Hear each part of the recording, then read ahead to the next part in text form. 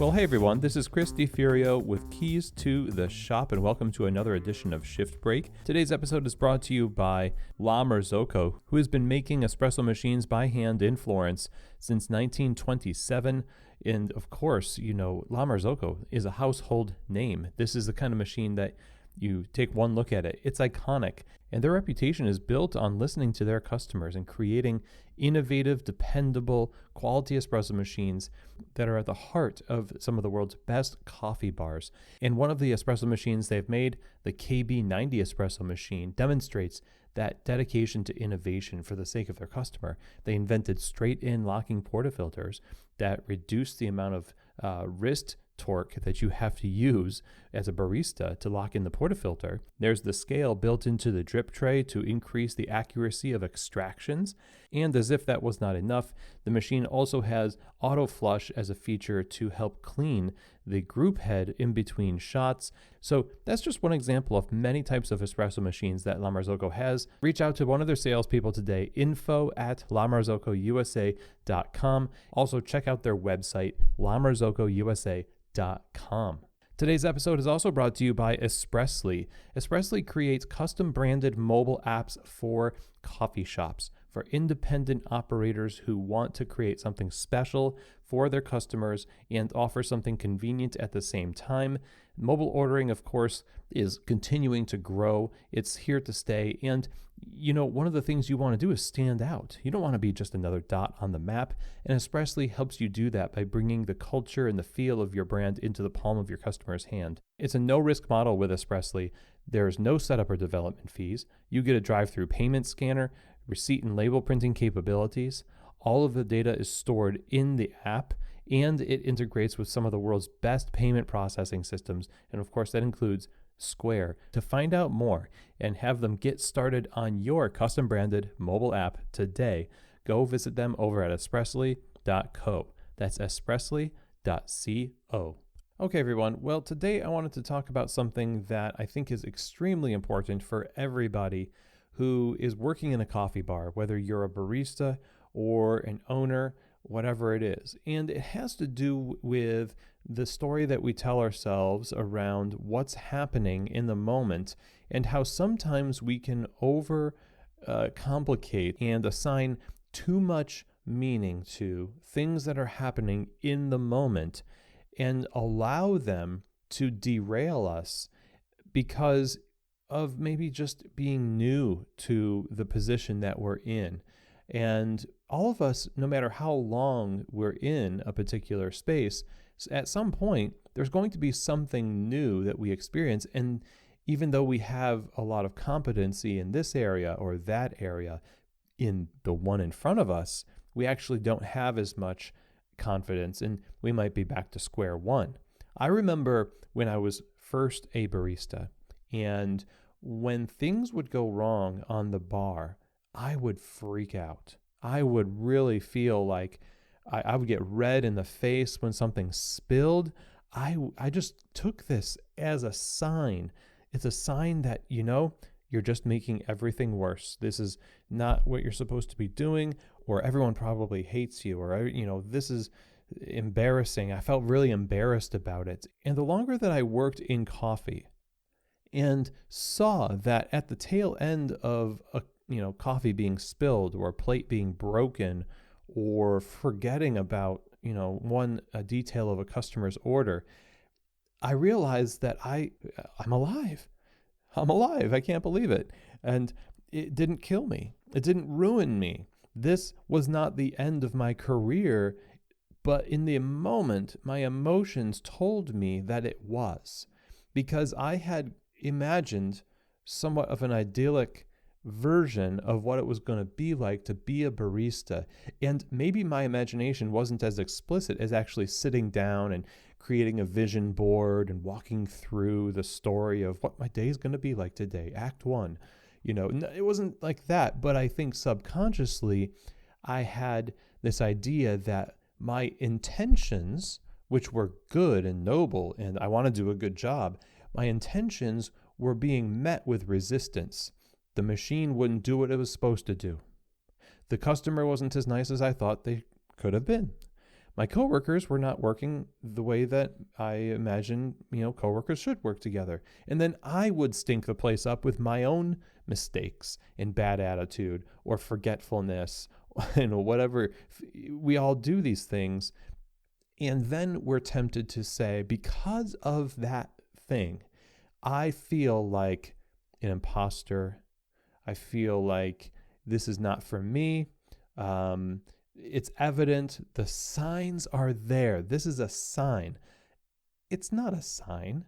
A cup of coffee spilled. Literally, that's all it is. The cup of coffee spilled. Period. End of sentence. But what happens is, again, because of the newness of your situation and the insecurity that we might have around our position, we find a way to create a narrative that cuts us off at the knees. It's self-sabotage.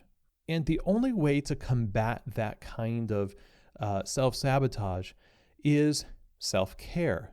And I'm not talking about going and getting a bubble bath, because if all you do is go into work, beat on yourself mentally, and then come home and try to heal, it's just not a good cycle to be in. What I mean by self-care is all throughout your shift, tell yourself a different story. Give your energy to the right things. Don't assign so much meaning to the mundane, as it were, at least not the negative meanings. Don't take mistakes as a sign that you're supposed to quit, or people don't like you, or whatever the story is for you. And so what I think needs to happen is we need to take a step back and take an objective look at the problem that you are assigning so much meaning to. In meditation, you're taught to view your thoughts. The thoughts are basically just leaves floating down a river. You can observe them, be curious about them, and let them float by. And if you want to examine those thoughts more and ask the really good question, what is true? What's the truth, actually? The truth is, if you spill something, maybe you're just moving your hands too fast. The answer to the problem is not quit your job, you shouldn't be a barista. The answer is don't move your hand that way again. I'm speaking for myself personally. I fidget a lot when I'm working. I want to get everything just right, and sometimes my hand will just like swing on the way to do another task a little too fast, and I'll knock something over. I realize that about myself. Doesn't make me terrible at my job. It's just an interesting bit of information. Before, it was the end of my world, and it feels kind of strange to say that it did feel that way. But time and perspective allowed me to see the truth. Again, ask yourself a question. What is true about the situation I'm experiencing right now? Detach yourself from the emotions of the moment and try to look at these little incidents that accumulate throughout the day objectively. That practice has to be a part of your self-care and your professional development. Because, it's an emotionally taxing job working in coffee. Being an owner or a leader, also, there's a lot of people counting on you. There's a lot of people that look to you for clarity, for answers, for their paychecks. And, even more so, I think, and this has been a conversation I've had with clients in the past, where those incidents make it feel like that's how I feel right now. And we talk through it and we're just like, that's not what that means. What this means is that we need to call a machine tech.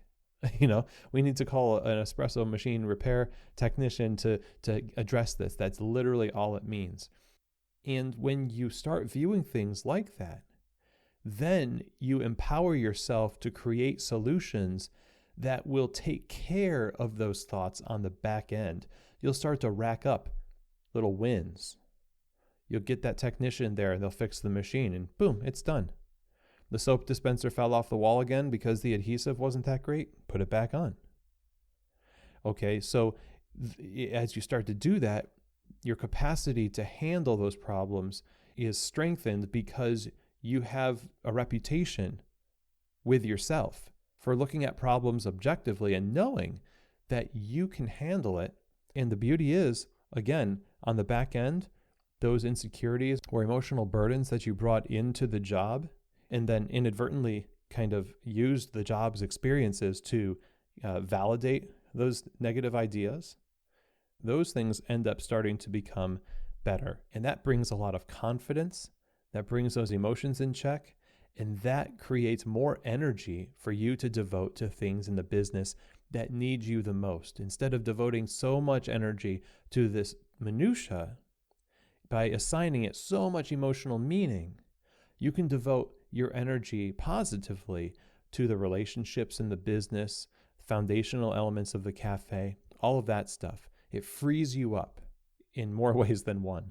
And so I wanted to talk about that because I just think that this is just part of being a professional, being an operator, and developing as a human at work. And so I hope that this was helpful, and I'm glad that you decided to join me on the show today.